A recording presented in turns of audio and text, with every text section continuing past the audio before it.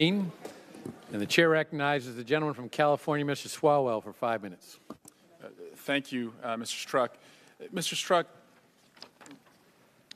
I too, like my colleagues, were disappointed to read the text messages, knowing that you had a serious career and had done a lot of good work and the questions it would raise. But I also appreciate that you have come here today and have owned them and have apologized for them.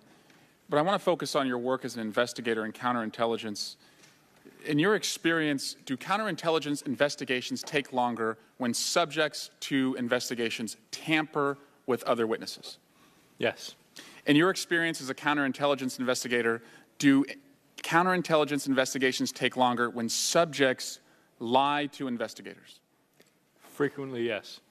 And as a counterintelligence investigator, do intelligence investigations take longer when subjects or witnesses refuse to cooperate and you have to go through the subpoena process? Yes. You're here and you're not taking the fifth. That's correct. Did you consider taking the fifth? No. Why not? I've done nothing wrong. Let me rephrase that. I am sorry. I am sorry for these texts and the way they've been used, for the harm and hurt they've caused my family, for the perception of people in the public, and I am sorry and deeply regretful for that. But when it comes, that's a personal acceptance of responsibility that I take and I need and am working to make right. But when it comes to official conduct, when it comes to any action which would violate a law or a crime, absolutely, I've never done that, and I have no need to take the fifth. And Mr. Strzok, you watched as Director Comey testified a number of times under oath to Congress? I have. And to your knowledge, has President Trump, has he raised his right hand and gone under oath just as you and Director Comey have to special counsel or anyone else? Only time I recall is when he was sworn in as president. Were you the sole individual who closed the Hillary Clinton investigation? No. Were you the sole individual who opened the Russia investigation? No. On November 3rd, 2015, did you send an email to Michael Cohen and say that our boy can become president of the United States and we can engineer it? I will get Putin's team to buy in on this. Did you send that email? No.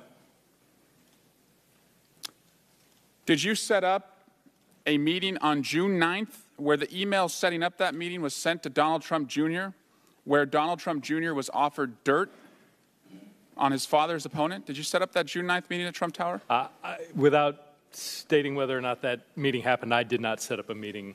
Did you reply to the email setting up that meeting when dirt was offered and said, I love it? I did not.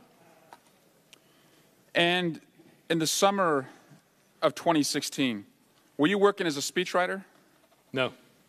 So would you have happened to have written the speech for Donald Trump, the candidate, in the summer of 2016, where he told an audience, Russia, if you're listening, and then went on to tell the Russians that if they hacked Hillary Clinton's emails, they'd be rewarded? Did you write that speech? I did not.